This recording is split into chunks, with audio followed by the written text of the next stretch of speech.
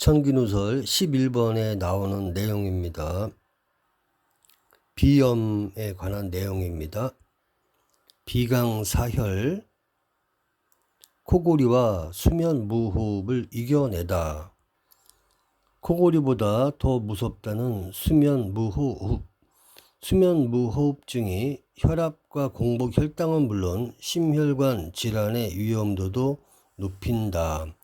코와 입 안에 침을 놓아 피를 빼는 비강사혈, 코 안에서 피를 낸다는 비강사혈, 벌겋게 부어있는 코 속 점막을 침으로 살짝 찔러 피를 낸다.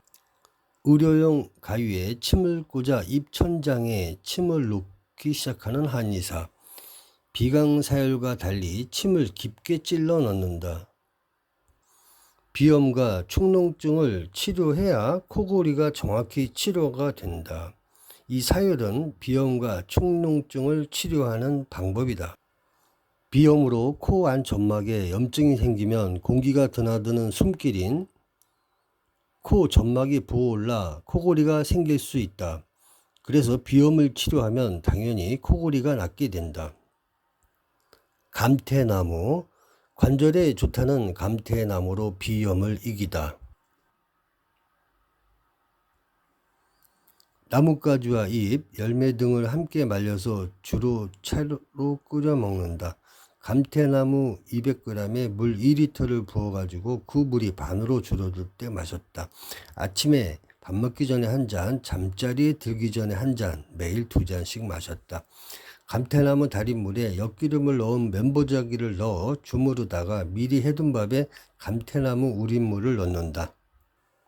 이렇게 해서 6시간에서 11시간 가까이 고면 아주 맛있는 감태나무 조청이 된다. 엿기름과 쌀 그리고 감태나무와 함께 감태나무 식혜를 만든 다음 밥알을 건져내고 약한 불에서 서서히 졸이면 만들어지는 감태나무 조청. 감태나무 조청은 한번 만들어두면 오래 두고 먹기 좋아 차를 미처 끓이지 못할 땐 작은 수저로 떠먹는다. 코호흡법. 제대로 코호흡만 해도 면역력이 좋아진다. 비염으로 인한 가장 큰 문제는 바로 코로 호흡이 어렵기 때문이다. 그렇다 보니 비염 환자들의 경우 코로 숨을 쉬지 못하고 입으로 쉬거나 잘 때 입을 벌리고 자는 경우가 많다. 특히 잘 때 대부분의 비염 환자들이 코 대신 입으로 숨을 쉰다. 코로 숨을 쉬고 자기 어깨 너비로 벌리고 어깨를 쫙 펴고 이렇게 만세하는 것처럼 해서 코로 숨을 쉬면 횡격막이 올라간다. 또 내쉬면 내려가고 그게 횡격막 호흡이다. 이런 호흡을 코로 숨을 쉬고 내쉬는 걸 8번을 한다. 입을 다물고 코로 숨을 쉴 수 있게끔 입술 체조를 유도한다. 윗입술을 밑으로 내리고 아랫입술을 잡고 위로 올린다. 콧물 빼기. 부비동 속에 농을 모두 빼낸다. 세숫대에 담을 만큼 콧물이 나온다. 콧물이 아니라 농을 빼내는 치료다. 광대뼈에 농이 차게 되면 목으로도 넘어가게 되고 귀도 먹먹하게 되고 또 눈 옆에 농이 차게 되면 눈물, 콧물, 재채기가 나온다. 그리고 머리에 농이 차면 머리가 항상 무겁고 이런 빈 공간은 말 그대로 항상 비어 있어야 된다. 깨끗하게 그거를 빼내는 거다. 세숫대야로 향하기 전 면봉처럼 보이는 막대에 갈색 액체를 묻혀 콧속으로 집어넣는다. 백목련의 꽃봉오리인 신이와 세신, 목향, 박하잎 등의 약재를 넣고 달인 한약이다. 이 한약재들은 동의보감에서 폐에 열이 심하여 생긴 코 안에 굳은 살을 치료할 때 쓰이는 신이고라는 치료약에 들어가는 약재들로 강한 향이 특징이다. 콧물과 농만 빼내주는 게 아니라 그 약물 자체가 비염에 좋은 약재가 많이 들어있기 때문에 점막을 통해 흡수시켜 부비동 안에 있는 염증을 잡아주는 근본 치료제라고 볼 수 있다. 축농증, 코 세척과 단풍마. 꾸준한 코 세척으로 축농증을 이기다. 소금물로 코 안을 씻어내는 코 세척법. 식염수보다는 2배 정도로 소금물 농도를 조금 더 진하게 해서 코 세척을 한다. 음식에 사용하는 천일염이나 죽염으로 생리 식염수보다 약간 더 짜게 만들어 코 세척을 하기 시작하면서 좋아졌다. 특별한 뿌리로 축농증을 이기다. 단풍마의 뿌리를 10일 정도 그늘진 곳에 말린 다음 살짝 볶아 차로 끓여 마셨다. 단풍마는 천살용이라고도 부른다. 이번에는 청기누설 3편에 나와 있는 내용입니다.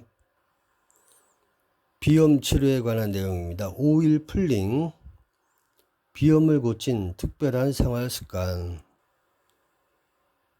제일 좋은 게 올리브유, 해바라기 씨유, 포도씨유, 그리고 참기름, 들기름. 처음에는 목을 뒤로 젖혀 입안 전체에 기름을 묻히고 그 다음에 혀로 입안 구석구석을 꼼꼼히 마사지한다. 특히 오일 필링은 잇몸 질환에 탁월한 효과가 있다. 오일 필링으로 비염을 치료하고 치아 건강과 더불어 몸의 전체적인 건강을 되찾았다. 오일 필링이란 아침 기상 직후 공복 상태에서 오일로 20분간 가글한 후 뱉어내는 방법으로 오일 속에 몸 안에 독소가 뿜어져 나오는 인도의 아유르베다 의학요법이다. 수많은 항생제가 치유할 수 없는 많은 질병이 오일 필링으로 치유될 수 있다. 오일 필링은 입속의 플라그와 박테리아를 제거하고 침샘과 점막을 통해 독소를 뱉는 일종의 디톡스다.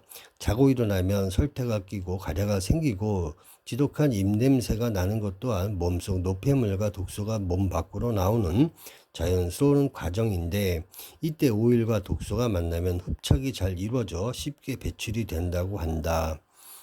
빠르면 이틀, 길게는 2년이면 오일 필링으로 많은 병을 치유할 수 있다. 여드름, 당뇨, 알레르기, 습진, 관절염, 비염, 천식, 고혈압, 불면증, 입 냄새, 편두통, 기관지염, 만성 피로, 위 궤양 등 여러 질병을 앓았던 환자들이 이 방법 하나로 병이 완치됐다고 고백하는 사례들도 아주 많다. 20분을 넘기면 독소가 다시 몸으로 침투할 수 있으니 20분을 넘기지 말라. 가글 중에 삼키지 않도록 조심하라. 중간에 삼키게 되면 독소를 몸에 넣게 되므로 좋지 않다.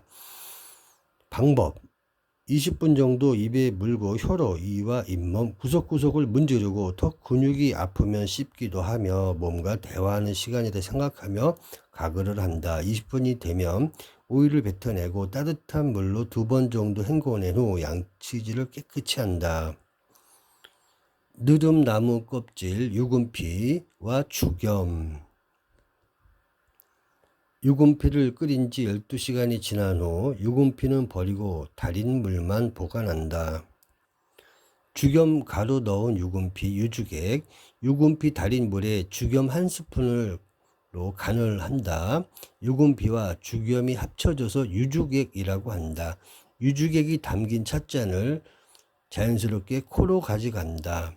그리고 쓰고 짠 유주객을 거침없이 코로 들이마셨다가 입으로 뱉어낸다. 코 세척을 하는 것인데 고통스럽기는 한데 숙달되면 괜찮다. 유주객으로 양쪽을 번갈아 여러 번 비강 세척을 해주는데 코로 들이마신 유주객을 삼키지 말고 모두 입으로 뱉어내야 염증이 사라진다. 처음에 하는 사람들은 콧물을 굉장히 많이 쏟게 된다. 유주객으로 하는 비강 세척을 환절기에 매일 한다. 한쪽 콧잔등을 누르고 한쪽씩 비강 세척을 하는 것입니다. 연하게 끓여서 따뜻할 때 마시면 환절기에 감기감 걱정 없이 건강하게 잘 지낼 수 있다. 또 다른 민간요법으로 비염과 축농증에 300초를 달여 마시는 경우도 있습니다. 그리고 프로폴리스는 벌꿀이 벌집을 지키기 위해서 나무에서 채취된 것을 몸에서 만들어서 벌집에 발라놓는 항생제 물질이죠. 천연 항생제이죠. 그래서 프로폴리스 몇 방울 봉교라고 합니다. 그것과 꿀 1스푼과 물을 섞어서 마시게 되면 염증 제거에 도움이 됩니다.